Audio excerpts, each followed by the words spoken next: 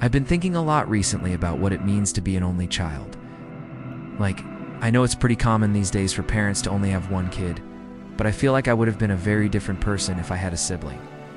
So I wanted to use this opportunity to explore that idea through the work of our favorite author. Once upon a time, there was a small town where nothing very interesting ever happened. The streets were quiet, the houses were neat, and the same people walked to the same shops every single day. In the morning, Mr. Johnson woke up at exactly 7 a.m., as he always did. He brushed his teeth, combed his hair, and put on the same gray sweater he had worn the day before. He looked at his calendar, saw that it was Tuesday, and nodded. For breakfast, he ate a single slice of toast with just a little bit of butter. He sat at his kitchen table, slowly chewing, while listening to the faint sound of birds outside. They weren't particularly loud birds, just the usual ones that came every morning. After breakfast, Mr. Johnson walked to the post office. The sidewalk was clean. The air was neither too warm nor too cold. He passed the grocery store, which had a sign in the window that read, "Fresh apples available." Mr. Johnson thought about buying apples, but he decided not to. At the post office, he stood in line. The person in front of him mailed a letter. The person behind him also mailed a letter. When it was Mr. Johnson's turn, he mailed his electricity bill. The clerk said, "Thank you," and Mr. Johnson said, "You're welcome." On his way home, Mr. Johnson noticed a parked car. It was blue. He thought to himself, "That's a blue car." Then he kept walking. When he reached home, he sat in his armchair and read a magazine about gardening. Didn't have a garden, but he still liked to look at the pictures of plants. Page after page showed green leaves, flowers, and soil. As the afternoon turned to evening, Mr. Johnson had a light dinner of soup and bread. Then he washed his dishes, turned off the lights, and went to bed at exactly 9 o'clock p.m.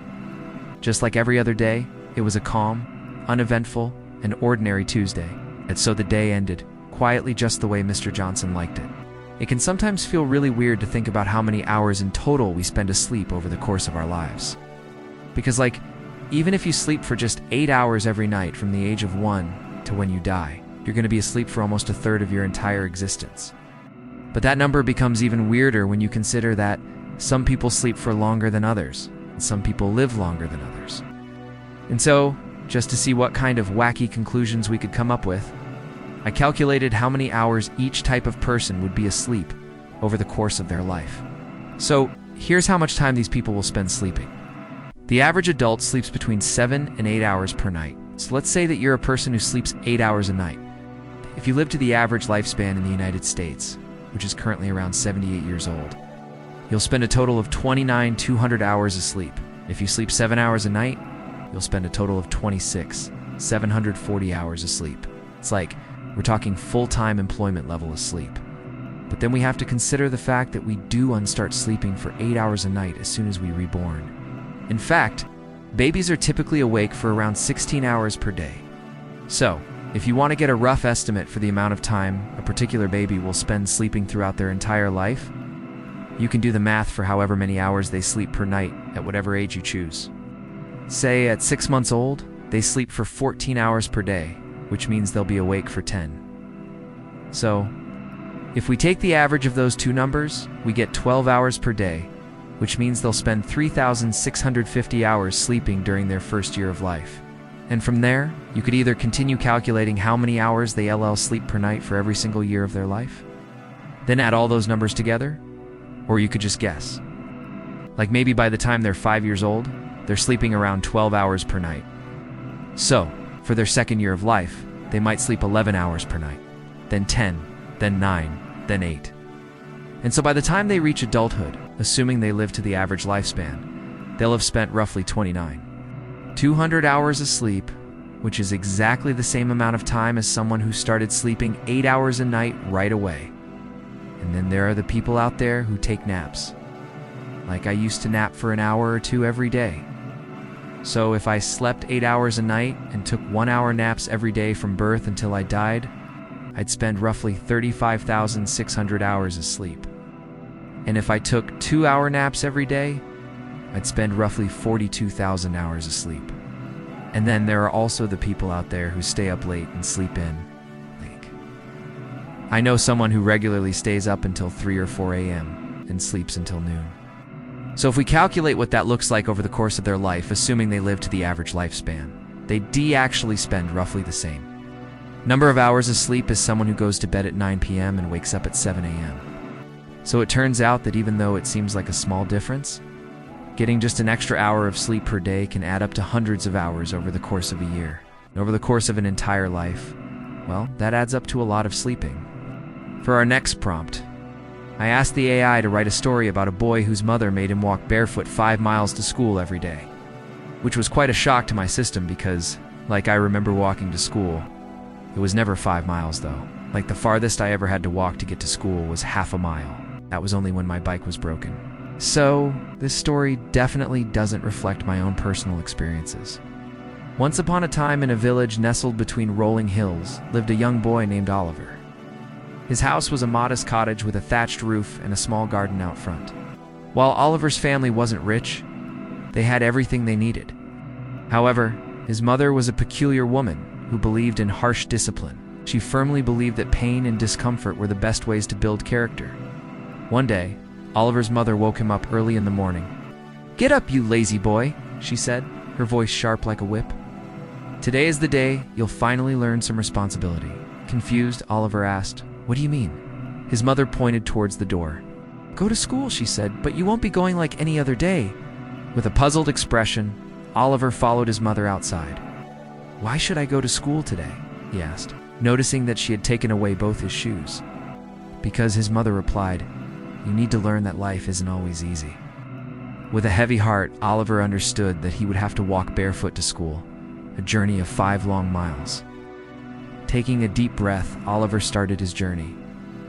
The coarse gravel road was painfully rough on his tender feet. Each step sent jolts of pain up his legs. But he pressed on, tears welling up in his eyes. Along the way, he saw children wearing shoes, laughing and playing. Their carefree joy mocked him. As he walked, his feet began to bleed, the pain becoming unbearable. By the time he reached school, his feet were raw and bleeding. The other students stared at him, their faces filled with pity and confusion. Unable to bear the pain any longer, Oliver collapsed near the school gate, his vision blurred. All he could think about was the warm, soft bed at home. But he knew his mother wouldn't let him come back until the sun set. With no other choice, Oliver had to spend the entire school day sitting outside the school in pain. When the final bell rang, signaling the end of the school day, Oliver struggled to stand up. His feet were now covered in blisters.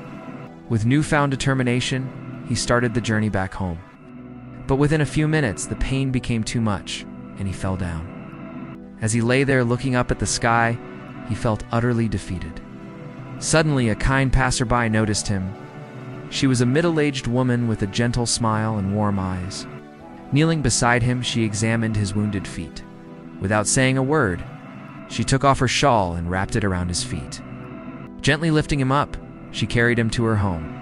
At her house, she cleaned his wounds and put on bandages. She gave him food and water, treating him like her own son. When his mother came to collect him, she was shocked to see how badly her son had been treated. Shame filled her as she realized the error of her ways. From that day on, she vowed to change. Not only did she apologize to Oliver, but she also bought him new shoes, promising that it would never happen again. As for Oliver, he not only learned a valuable lesson about respect, but also the importance of kindness and compassion. Now let's read this story again. But this time I want you to read it out loud. Oh no, you don't know the story yet. Go back and listen again. This is an excellent story for practicing reading out loud because all of these sentences are about the same length, so it's a nice challenge. Okay, you ready? Begin. One quiet morning, Mrs. Parker decided to take the train to visit her sister. She arrived at the station 30 minutes early, so she sat on a wooden bench and looked at the schedule board. The board did not change. It simply showed that her train would leave at 9:15 a.m. while waiting. Mrs. Parker noticed a pigeon walking slowly across the platform. The pigeon pecked at the ground, then stopped, then pecked again. After a while, it flew to a nearby roof. Mrs. Parker continued waiting. When the train finally arrived, she stepped inside and found a seat by the window. The train began moving very gently, almost too slowly to notice. Trees passed by, then a small hill, then more trees. Mrs. Parker folded her hands on her lap and sighed softly. The train stopped at the next station. 2 passengers got off, and 3 passengers got on. Nobody spoke very loudly. One man coughed once, and then everything was quiet again. As the train moved forward, Mrs. Parker saw a brown cow standing in a field. The cow was not moving, it simply stood there looking at the grass. A few minutes later, she saw another cow also standing still. After an hour, the train arrived at her sister's town. Mrs. Parker walked slowly off the train, carried her small bag, and went to meet her sister. The trip had been calm, simple, and exactly as she expected. And so, another very ordinary day passed without any surprises. So how was it? What do you think? You should practice reading this passage out loud several times until you can do it smoothly and naturally. Now let's talk about this story. First, I want to ask you some questions about the story, and we'll talk about some of the words and expressions from the story. And finally, you'll be able to download the full text of this story. Ready? Let's begin with some questions. Question no. 1. Where was Mrs. Parker going? She was going to visit her sister. Question no. 2. What time did her train leave? It left at 9:15 a.m. Question no. 3. What did Mrs. Parker see while waiting for the train? She saw a pigeon walking slowly across the platform. That's a really interesting sentence. Can you read it again? The pigeon walked slowly across the platform. What did the pigeon do before flying away? It pecked at the ground several times. By the way, when we use the present continuous tense to describe something that happened before, now, like the pigeon pecking before it flew away, we often use the present perfect continuous tense to connect the past and the present. We can say the pigeon has been pecking or the pigeon had been pecking. Do you know the difference between has and had? Let me know in the comments below. Question no. 4. How was the ride on the train? The ride was very gentle and quiet. How did Mrs. Parker feel during the train ride? She felt calm and relaxed. We can tell because she folded her hands on her lap and sighed softly. What did she see outside the window? She saw some trees, a small hill, and 2 cows. How long did it take to get to her sister's town? It took 1 hour. Okay, now, let's move on to some of the words and expressions from the story. Do you understand the expression to arrive somewhere early? If you arrive early, you get there before the scheduled time. In this story, the train was scheduled to leave at 9:15. But Mrs. Parker arrived at the station at 8:45, so she arrived 30 minutes early. Here's another example. The movie started at 7 p.m., but we arrived at the theater 15 minutes early. What does it mean to wait for something? You wait for something or someone, you stay somewhere until that thing or person arrives. For example, I'm waiting for my coffee, or I'll wait for you at the bus stop. And here's a sentence from the story. While waiting, Mrs. Parker noticed a pigeon walking slowly across the platform. Mrs. Parker waited for the train while sitting on a bench. When you want to express that something continues to happen, you can use the present continuous tense. I'm reading a book, I'm cooking dinner, I'm learning English. These examples show that something is happening right now. But sometimes we use the present continuous tense to talk about something that will happen in the future. For example, I'm leaving tomorrow. I'm meeting my friend on Saturday. We use the present continuous tense to show that an action that we started in the past continues to happen now. And that's what we have in this sentence. The pigeon pecked at the ground, then stopped, then pecked again. The action of pecking began in the past, but it continues to happen up to the present moment. So we can use the present perfect continuous tense. The pigeon has been pecking. This sentence shows the connection between the past and the present. The next expression is to go somewhere by train. To go somewhere by train means to travel on a train. For example, every day I go to work by train, or my parents went to Paris by train. And here's a sentence from the story. One quiet morning, Mrs. Parker decided to go by train to visit her sister. The next expression is to find a seat somewhere. To find a seat means to find a place to sit down. Mrs. Parker found a seat by the window. Another way to say this is to find a seat in the window. The next expression is to move forward. When something moves forward, it goes in the direction of the future. We often use this expression to talk about time moving forward. For example, I hope that our team will move forward next year. Or the train moved forward slowly. We have this expression in the story. As the train moved forward, Mrs. Parker saw a brown cow standing in a field. And here's the next question. What's the opposite of standing still? Of course, it's moving. Do you know other synonyms for the word move? I know move, go, depart, leave, proceed, advance, and migrate. Let me know if you can think of any others. The next expression is to arrive at a station. When you travel, you may arrive at a station or stop. The train arrived at the station. They arrived at the bus stop. Arriving means getting to a place at the end of a journey. And the next expression is to get off somewhere or to get on somewhere. To get off means to leave a train, bus, or other forms of transportation. And to get on means to board a train, bus, or other forms of transportation. In this story, 2 passengers got off the train and 3 passengers got on. And finally, we have the expression to pass by. If something passes by, it goes past a particular point. For example, the car passed by the house, the train passed by the station. If you're driving in a city, there are often signs that say road closed. Instead of saying that the road is closed, we can say that the road is blocked. I'm sure you've seen signs like this before. What does it mean? Drivers can't use this street to drive to another place. The street is blocked. There's a protest in front of the building. The street is blocked. We have this expression in the story. Trees passed by, then a small hill, and more trees. Okay, that's all for today. Thank you for watching this lesson. I hope it was useful. If you want to download the full text of this story, you can get it on our website. And don't forget to subscribe so you won't miss out on our new stories and videos. Hello everyone, I'm here. Today we are going to read a story about a man named Mr. Thompson who went to the library. Before we begin, make sure to subscribe if you haven't already so that you won't miss any of our stories. Now, let's start the story. It was Wednesday afternoon. Sun was shining, but the sky was mostly gray, with just a few white clouds floating lazily overhead.